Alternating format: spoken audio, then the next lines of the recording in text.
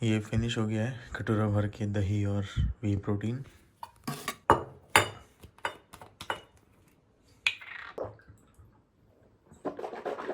बहुत ज़्यादा मीठा मीठा हो गया था।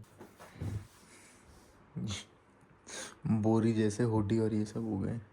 लोअर हुडी इसी को पहनना है। ठंड बहुत ज़्यादा आज ठंड लग रही है। धुंध देखो कैसा कैसा सा आसमान कैसा दिख रहा है। धुंध नहीं है लेकिन हवा चल रही है और ठंड लग रही है। नहीं, हवा भी नहीं चल रही है, बस ठंड लग रही है।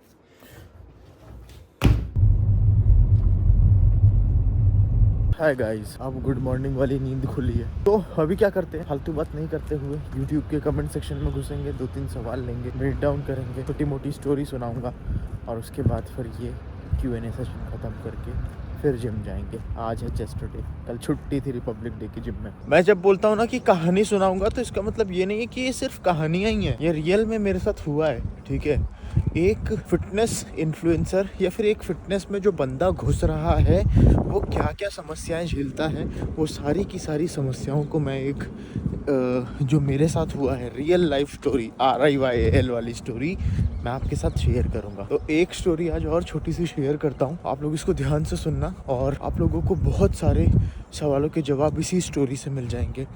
और ये कहानी है एक फोर्स के बारे में। चांद भाई साहब अभी भी हैं, इनको देख लो पहले। तो मैं जब छोटा था, लाइक 12-13 साल का, ये बहुत बेकार आदत मुझे बचपन से ही लगी हुई थी, क्योंकि मैं पढ़ने में भी एकदम बेकार था, कोई अच्छे मार्क्स नहीं आते थे और मैं किसी स्पोर्ट एक्टिविटी में भी नहीं था कि मेरी बॉडी ही थोड़ी सी अच्छी हो जाए, मेरा स्टैमिना ही थोड़ा सा बढ़ जाए।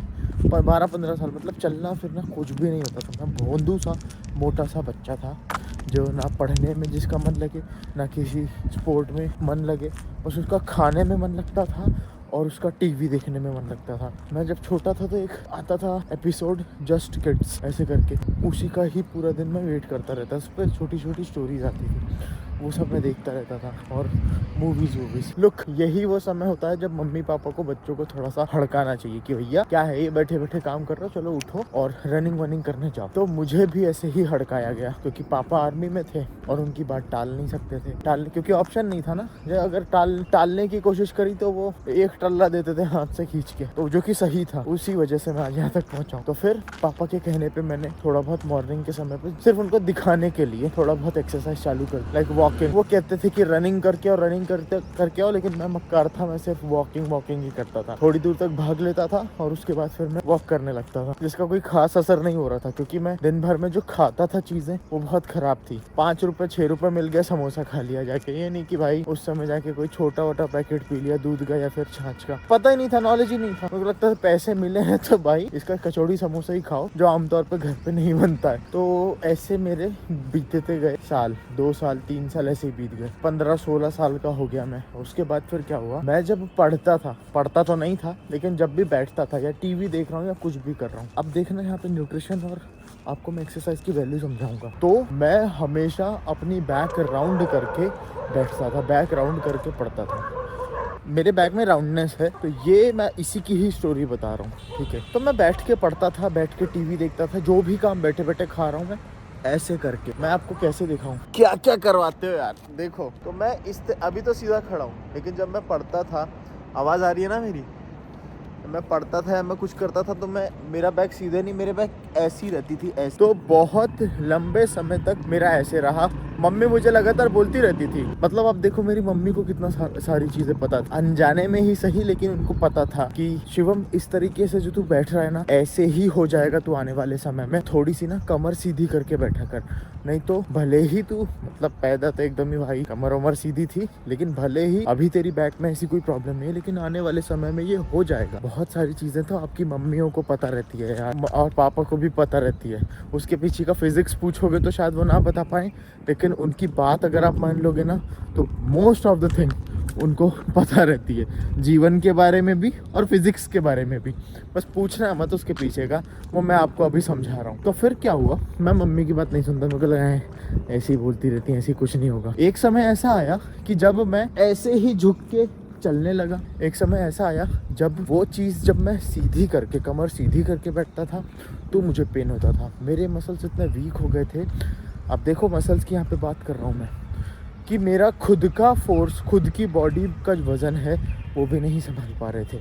मैं जब भी बैठता था कोशिश करता था सीधे बैठने की, धीरे धीरे धीरे ऐसे हो जाता था तो बैक मेरी राउंड हो जाती थी। और फिर क्या हुआ, मेरे साथ ये मेरी प्रॉब्लम बन गई। स्कूल जाता था बच्चों के साथ, मतलब बैठता था जब दोस्तों के साथ, तो भी मेरी बैक मुड़ी रहती थी।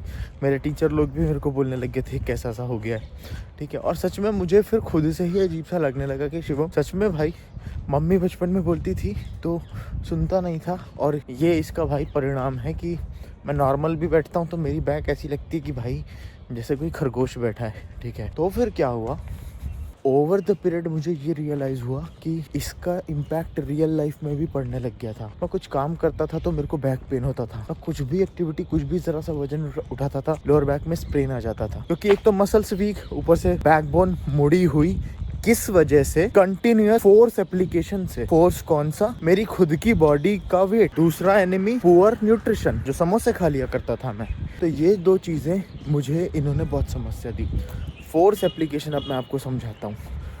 किसी भी तरीके की फोर्सेस अगर आपके ऊपर पड़ रही हैं और किसी भी तरीके से, मतलब है किसी भी एंगल से, किसी भी डायरेक्शन से पड़ रही है, और वो बहुत लंबे समय तक पड़ रही है। जैसे मेरे केस में, मैं जब बैठता था तो झुक के बैठता था, तो मेरे केस में जो फोर्सेस थी वो मेरा खुद का बॉडी वेट था, जो मेरे कंटिन्यूसली बैकबोन को दबाए हुए था। तो इवेंचुअली क्या हुआ, उस फोर्स एप्लीकेशन की वजह से मेरे बैकबोन का स्ट्रक्चर ही बदल गया। वो अब नॉर्मल भी मैं बैठा करता था तो वो इस तरीके से ही रहती थी, ठीक है। तो फोर्सेस का कंटिन्यूस एप्लीकेशन आपके स्ट्रक्चर को बदल सकता है। इसीलिए आपकी मम्मी, ये पता थी उनको बात, बचपन से आपकी मम्मियों को बहुत सारी बात, जैसे मैंने बोला ना, कहती हैं कि सीधा होके बैठो नहीं तो ऐसे ही हो जाओगे, और इवेंचुअली वो चीज़ ऐसे ही हो गई। अक्सर जिन बच्चों की हाइट ज़्यादा होती है, जिन लोगों की हाइट ज़्यादा होती है, वो थोड़े से झुके हुए होते हैं। बहुत सारे केस में ऐसा होता है, सबकी बात नहीं कर रहा हूँ। वो इसीलिए झुके हुए होते हैं क्योंकि कंटिन्यूसली उन पे वो फोर्सेस ज़्यादा एक्सपीरियंस कर रहे हैं, ठीक है।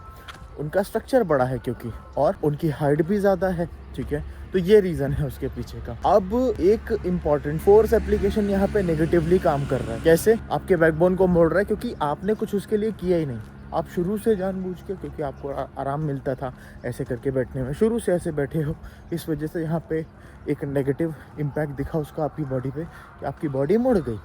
लेकिन इसी फोर्स का एक पॉजिटिव इम्पैक्ट भी पड़ता है आपकी बॉडी पे, अगर आप उसको सही तरीके से यूज़ करो। सही तरीके से यूज़ कैसे करना है? सीधा बैठ के। सही तरीके से यूज़ कैसे करना है?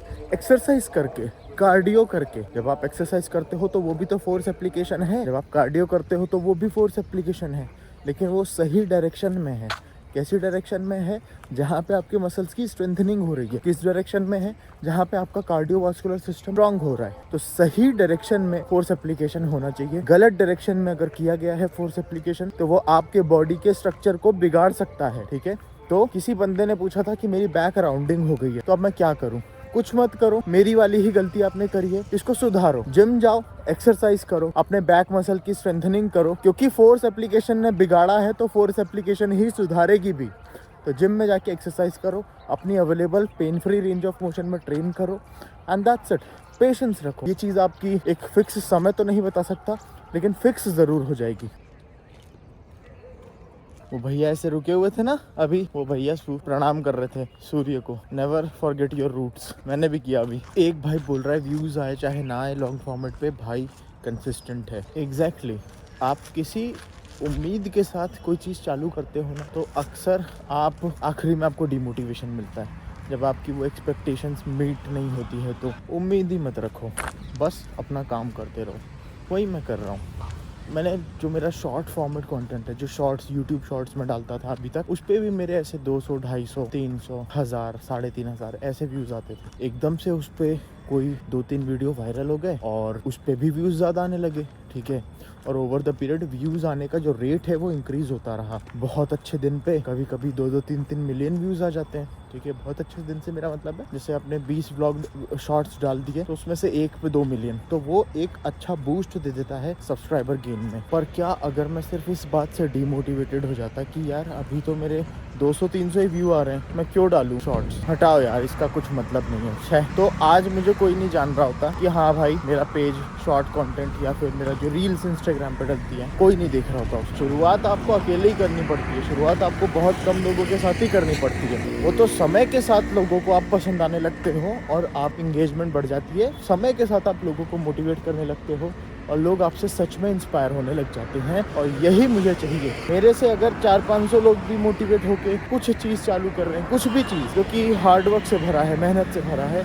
तो मेरा सफल है यहाँ पे आना, लॉन्ग फॉर्मेट वीडियो बनाना। तो आपने अगर भाई कोई भी चीज़ चालू करी है, just stay consistent about the same, बिना किसी एक्सपेक्टेशन के, बिना किसी उम्मीद। मुझे इससे कुछ भी मिलना है, मुझे इसको मोनेटाइज करना है कि मुझे अभी तो बहुत कम लोग देख रहे हैं, चलो छोड़ देता हूँ। ये फीलिंग आ गई कि कम देख रहे हैं तो चलो छोड़ देता हूँ वाली फीलिंग भी अपने आप ही आ जाए और फिर आप गिव अप कर दोगे वहाँ। ये चीज़ नहीं होनी चाहिए, चाहे वो आपका यूट्यूब करियर हो, आप सिविल एग्जाम की तैयारी कर रहे हो, आप बॉडी बना रहे हो, कुछ भी चीज़ हो, इट टेक्स टाइम। आज मैं आधा घंटा लेट हूँ, इसलिए थोड़ा सा जल्दबाजी कर रहा हूँ। ये सारी चीज़ें छोटी मोटी छुटपुट काम, कैमरा सेट करना, एस व्लॉग में डालना और माइक टेस्टिंग। मैं विस्की का ग्लास रेडी है।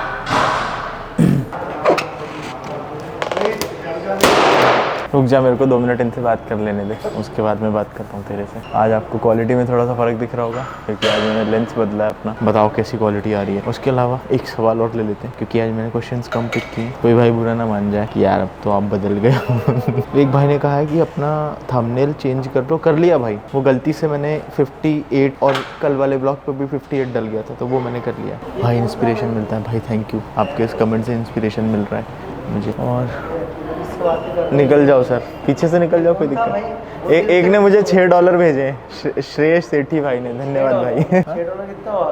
$6 Canadian dollar, I don't know, पता नहीं क्या। ओए 6 कैनेडियन डॉलर कितने होते हैं भाई? धन्यवाद यार। 4-5 हज़ार से तो कम नहीं होगा। हाँ सुन, रुक मैं देखता हूँ। 6 नहीं ये नहीं, अरे एक बंदा आया था, वो मेरा क्लाइंट ही है सर। हाँ नहीं वो फैन भी है, वो भाई क्लाइंट भी है भाई। 61 रुपए का होता है $1 कैनेडियन। 1 × 6 366 रुपए दिए भाई, थैंक यू, बहुत बहुत धन्यवाद भाई। आज मंदिर में चढ़ाऊंगा ये, मंदिर में चढ़ाऊंगा। 366 दिए होंगे।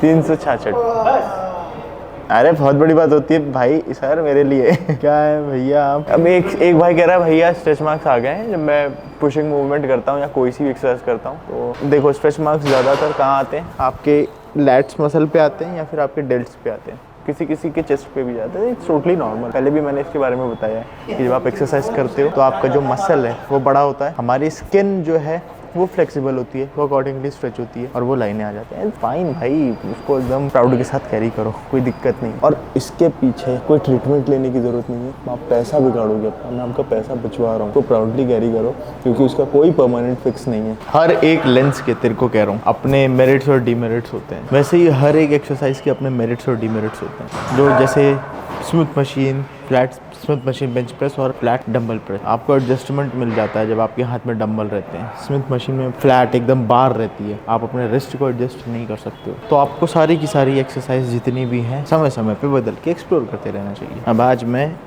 डंबल प्रेस करूंगा तीनों के लिए ही, शोल्डर के लिए भी, अपने अपर पैक मसल फाइबर के लिए भी और अपने मिडल और लोअर पैक मसल फाइबर के लिए भी। अभी मैं शुरुआत कर रहा हूँ जिससे वो है फ्लैट डंबल प्रेस। भाई ये वार्म अप होगा और वार्म अप तब तक होगा, उस डंबल तक होगा जब तक 4 से 6 रेप नहीं आती।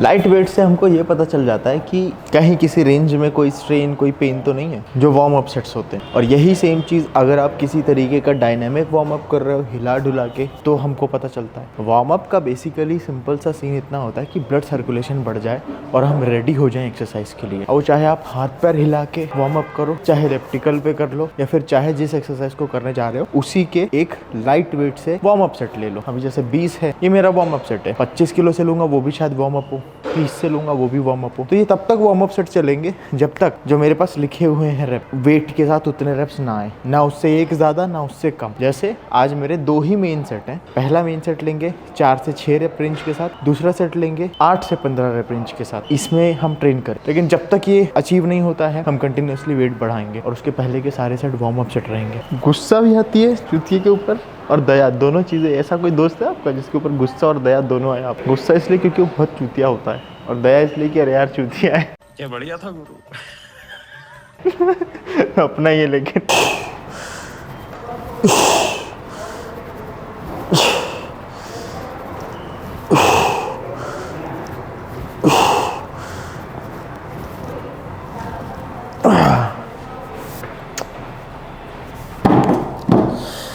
ये 25 किलो से जो लिया है ये भी वार्म अप सेट है। अभी आपको मैं जो समझाना चाह रहा हूँ वो मेरे जैसे जैसे सेट्स होते जाएंगे आपको और ज़्यादा क्लियर होता जाएगा।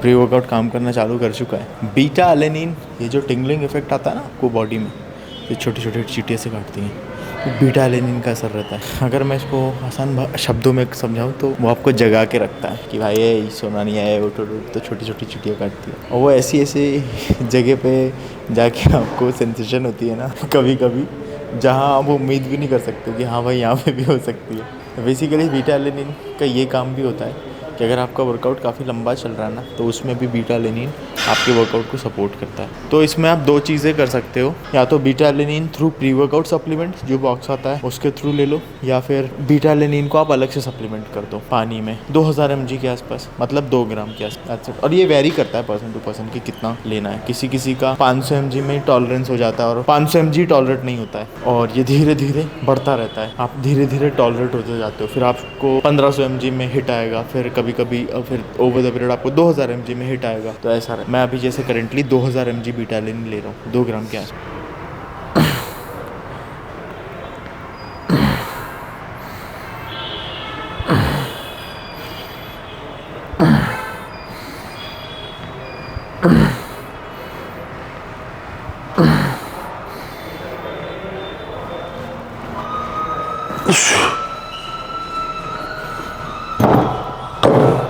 कर दे। 40 kg है अभी ये वाला सेट, और 6 to 8 रेप्स मैं टारगेट कर रहा हूँ, क्योंकि अब धीरे धीरे वेट बढ़ रहा है। मैं चाह नहीं रहा हूँ कि 40 kg या 42 या 45 kg का राउंड ही मसल्स में गिव अप करें। आज 50 तक जाना है, इसलिए मैं अपने रेप्स को थोड़ा सा लिमिट रख रहा हूँ। बेसिकली रेप्स एंड रिजर्व यहाँ चल रहा है, आप ऐसा बोल सकते हो। अपनी पूरी सारी एनर्जी लगाऊंगा उस 50 kg के सेट में, ताकि 4 रेप आ पाए।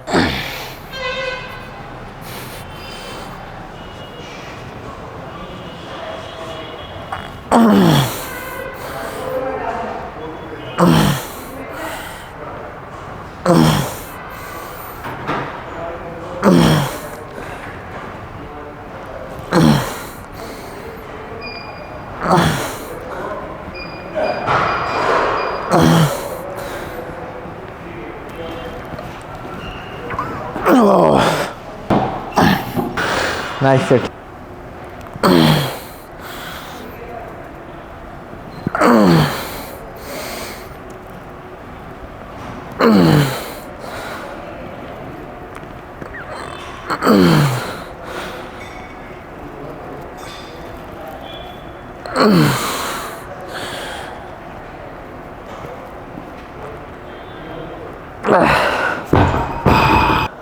प्रॉपर रेंज के साथ 7 रेप आए, 8वें में फेलियर आ गया। ये वो सेट है जिसको मैं चेस कर रहा हूँ। इस तरीके से किए जाने वाले सारे सेट्स को मैं चेस कर रहा हूँ। अब देखो 50 से 4 आती है कि नहीं। ये फाइनल है इसके बाद, क्योंकि पहला मेन सेट देन दूसरा। अब इंक्लाइन बेंच प्रेस में इतने वार्म अप सेट नहीं लगेंगे। चल सांस अच्छे से ले और फिर पीछे फोकस के साथ।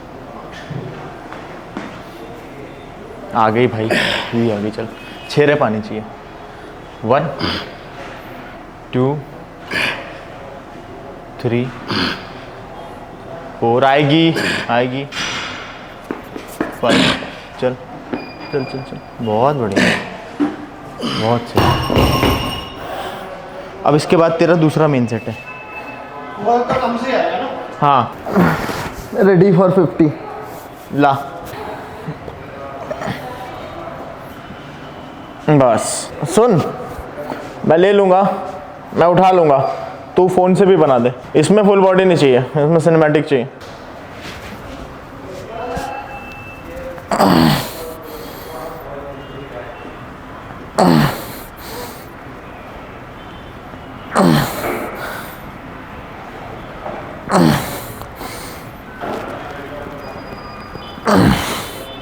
एक और।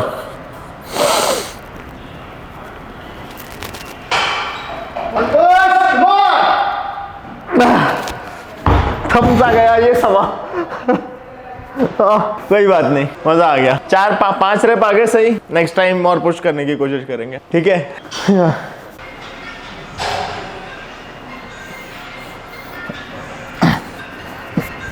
दूसरा मेन सेट, इसके बाद शोल्डर प्रेस।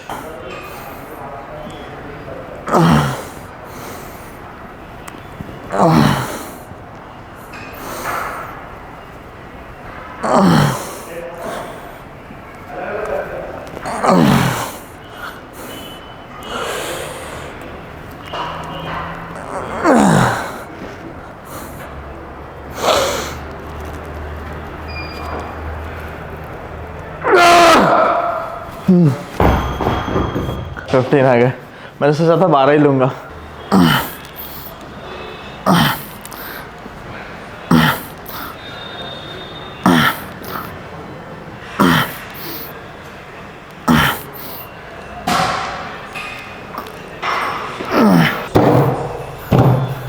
बहुत बेकार जगह ये हिल रहा है। जब भी आप कोई एक्सरसाइज करो, आप ये मेक श्योर करो वो मशीन हिले ना। अभी भी हिल रही है, इसमें कुछ फंसाना पड़ेगा नीचे।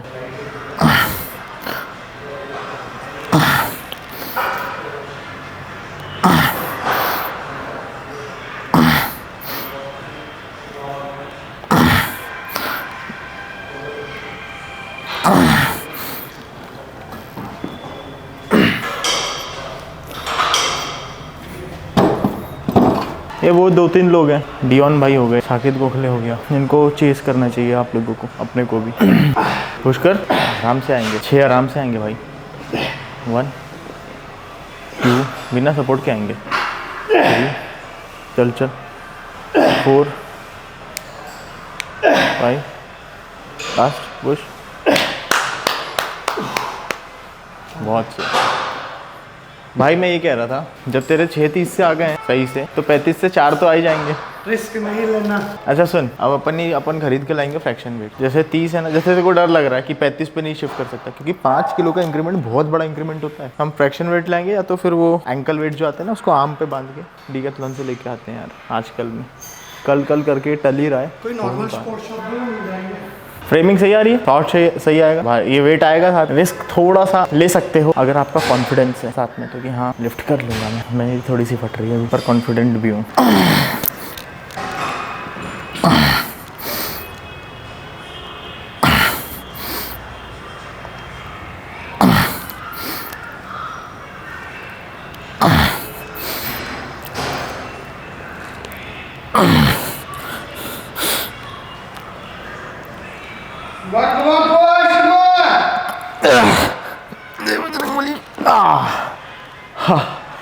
आ गए भाई। और इस पे खड़ा हो जा पीछे। 10 रेप तो मिनिमम आनी चाहिए।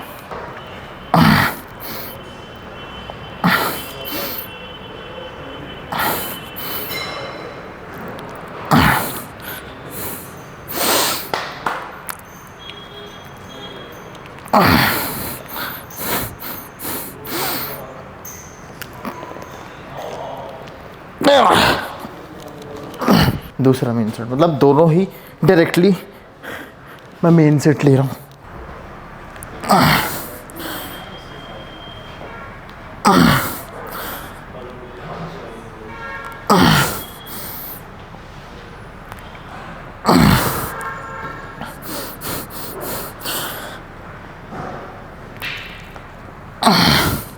एक और।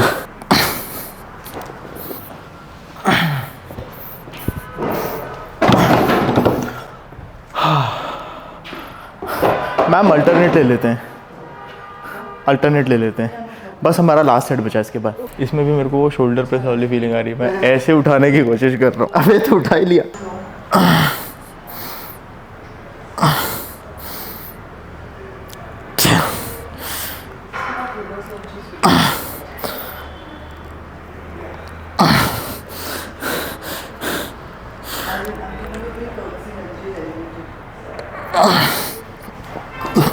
हाँ, प्रेसिंग मूवमेंट सारी डन। पेक डेक फ्लाई लेंगे, उसके बाद सारी accessories movement, lateral raise, triceps extension और बाकी सारी चीज़ें। चलो तेरा हो गया ना, एक दूसरा बचा है ना? अच्छा हो गया, चल चल।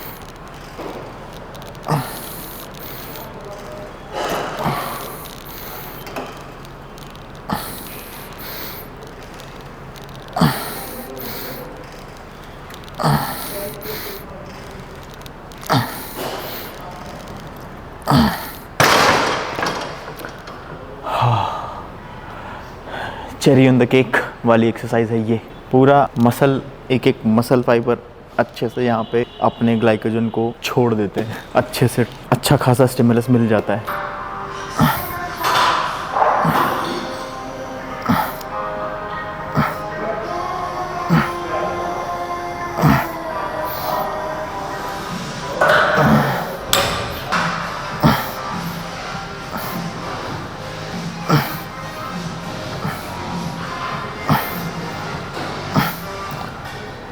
हाँ, इसमें ज़्यादा सही स्टिमुलस मिल रहा है भाई आपके लेटरल डेल्ट को।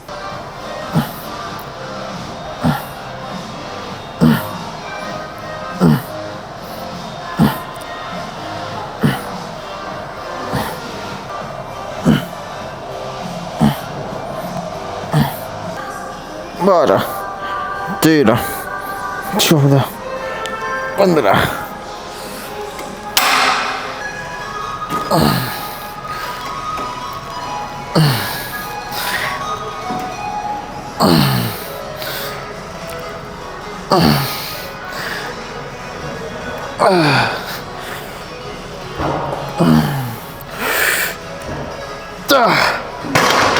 एक सेट और सेम वेट से, क्योंकि इसमें मेरा फेलियर 9 के अराउंड आ गया था।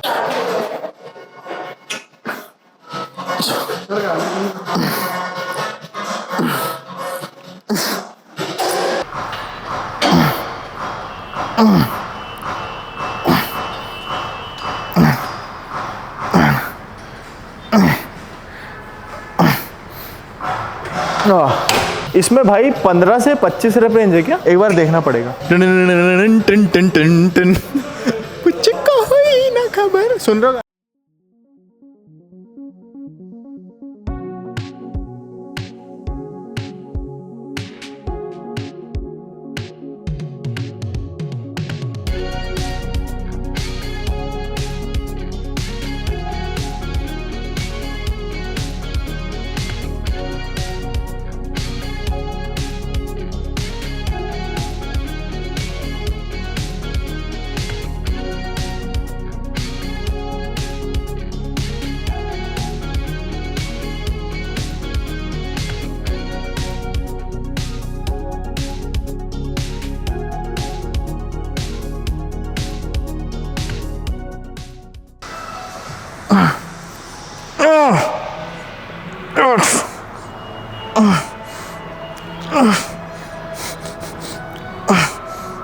बाप रे।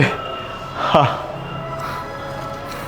अगर आपको शोल्डर में, भाई ले लो, आ जाओ इधर, इधर आ जाओ। अगर आपको शोल्डर में किसी भी तरीके का पेन है, किसी भी तरीके का स्ट्रेन है, ठीक है, तो ये एक्सरसाइज आपके शोल्डर जॉइंट का स्ट्रेस कम कर देगी। एट द सेम टाइम आपके डेल्ट इफेक्टिवली ट्रेन होंगे by reducing joint reaction forces. आपकी जॉइंट की लॉन्जेटिविटी के लिए ये एक्सरसाइज परफेक्ट है, और इसको आप लाइफ लॉन्ग भी अपना सकते हो। कोई जरूरत नहीं है डंबल पे शिफ्ट होने की। चल, इसको कहते हैं कफ लैटरल रेज।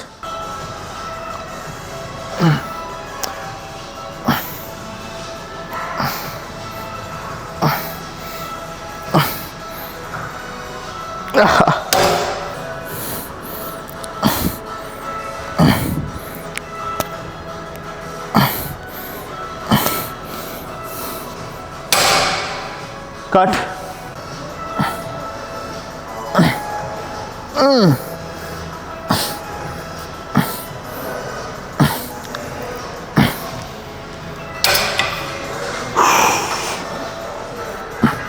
बताओ बन रही है कि नहीं, इम्प्रूवमेंट्स दिख रहे हैं कि नहीं। आप लोग तो लगातार मुझे देख रहे हो ना, तो कमेंट में बता भी दिया करो। Thank you.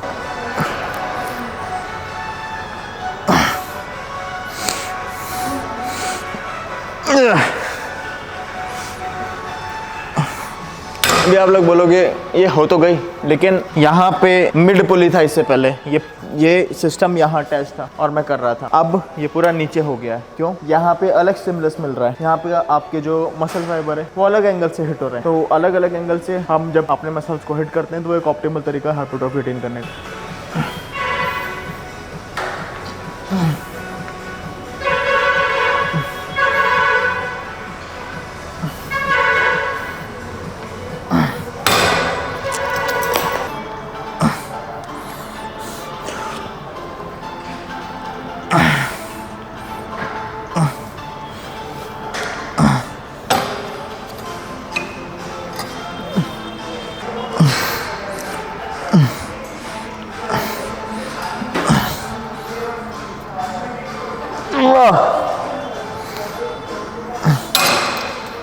रुक के लेते थोड़ा।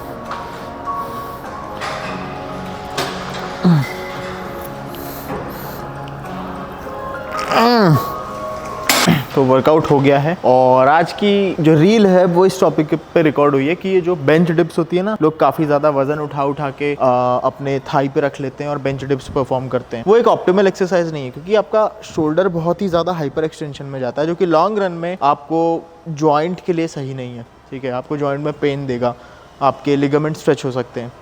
तो बेटर एक्सरसाइज हमेशा ट्राइसेप्स के लिए वही है जहाँ पे आपके मसल्स ऑप्टिमली ट्रेन हो, आपके जॉइंट्स और लिगामेंट्स नहीं। तो आप अगर अपने जिम में ऐसा बहुत हीरो बन रहे हो थाई पे वजन रख के, तो वो सूनर और लेटर आपको प्रॉब्लम दे सकता है। तो बेटर एक्सरसाइजेस अगर मैं कोई सी दो लूँगा in order to train my tricep, तो वो है ओवर हेड ट्राइसेप्स एक्सटेंशन और cross body triceps push down. इसमें मसल भी आपका प्लेन ऑफ मोशन में रहता है, रेजिस्टेंस प्रोफाइल भी बेटर है। तो हाँ, अपनी सेफ्टी को ध्यान में रख के ट्रेन करो क्योंकि यही बॉडी है जो बुढ़ापे में आपको सपोर्ट करेगी सारी एक्टिविटी करने में।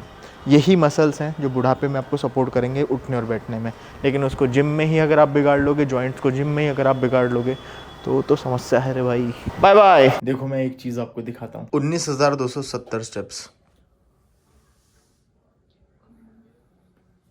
खत्म। इसको मैं 20,000 करके सोऊंगा। और ये जो 19,270 हुआ है, ये सुबह की वॉकिंग और अभी जो मैं घर में वॉक कर रहा हूँ, ये मिला के। Apart from strength training I am doing this for now. ये मेरा कार्डियो है क्योंकि मैं थोड़ा सा हैवी कार्डियो अभी नहीं ले रहा हूँ। लेकिन ये 19,000 स्टेप्स जो चल ले रहा हूँ, ये भी अपने आप में थोड़ी सी बड़ी बात है क्योंकि ये जब आप इतनी वॉकिंग चालू कर देते हो ना, तो ये अपने आप में एक स्ट्रॉन्ग सा कार्डियो हो जाता है। ये भी एक प्रॉपर वर्कआउट इंटेंस सेशन हो जाता है और आपको इसको करने के बाद भी थकान लगती है। तो बस इस तरीके से दिन ख़त्म हुआ। एक ना स्ट्रॉन्ग माइंडसेट चाहिए होता है, एक चैम्पियन मेंटालिटी चाहिए होती है किसी भी जर्नी को पूरा करने में। और ये जर्नी नहीं है वैसे तो, ये एक लाइफस्टाइल है जिसको आपको लॉन्ग रन में फॉलो करना है, तो ही आप उसको सस्टेन कर पाओगे, अदरवाइज बहुत मुश्किल हो जाएगी। उसके लिए एक स्ट्रॉन्ग माइंडसेट चाहिए। हर हफ्ते आप बाहर जाके उल्टा सीधा नहीं खा सकते हो, हर हफ्ते आप फ्राइडे सैटरडे संडे पार्टी नहीं कर सकते हो। ये सिगरेट और दारू तो दूर की बात है। सिगरेट और दारू से एक बात याद आई आपको, मैं समझाता हूँ। आपका अगर ऐसा फ्रेंड सर्कल है जो आपको मजबूर करता है, बाहर जाता है, आपको बुला लेता है, आप जाते हो अपने फ्रेंड सर्कल में, वो आपको पुश कर रहे हैं कि भाई पियो, तो आपके दोस्त नहीं है फिर, ठीक है। अभी मेरा एक क्लाइंट है, वो दिन भर की 1.5 से 2 डब्बियों के आसपास सिगरेट पीता था। उसने बोला मेरे को ट्रांसफ़ॉर्म होना है, कुछ भी करूँगा मैं, आप मुझे ट्रांसफ़ॉर्म करवा दो। मैंने बोला भाई सबसे पहले इसको छोड़ना पड़ेगा। ऐसा मैंने इसलिए बोला क्योंकि ये जो सिगरेट होती है, स्मोकिंग, ये न्यूट्रिएंट ब्लॉकर का काम करते हैं। आप कुछ खा रहे हो, वो आपके शरीर में लग ही नहीं रहा है। वो बंदे ने अपनी बॉडी को ट्रांसफॉर्म किया, एट द सेम टाइम उसने सिगरेट और दारू दोनों ही चीज़ छोड़ दी। क्यों, कैसे? क्यों और कैसे का जवाब ये है कि ये जो जर्नी है ना, ये जर्नी आपको मजबूर कर देती है सारी चीज़ें छोड़ने में। बस आपको एक बार प्यार होना चाहिए इस लाइफस्टाइल से, इस रूटीन से, ठीक है। इसलिए फिटनेस एक बहुत ही इम्पोर्टेंट हिस्सा है आपके पूरे जीवन का, और ये होना चाहिए। नहीं है तो इसको ऐड करो, ठीक है। और मुझे कमेंट्स में बताओ कि किन किन लोगों ने ये जो मेरे 60 दिन अभी हो गए हैं पूरे, ठीक है, मेरी जर्नी से इंस्पायर, मेरी जर्नी से मोटिवेट होके एक रूटीन सेट किया है छोटा सा, सिर्फ भले ही क्यों ना वो चलने का रूटीन हो, वॉकिंग का किया है, तो बताओ, मुझे काफ़ी खुशी होगी। तो बस आज का दिन यहीं ख़त्म करते हैं, मिलता हूँ मैं आपसे कल। ध्यान रखो, अच्छा खाना खाओ, दबा के सो और मेहनत करते रहो।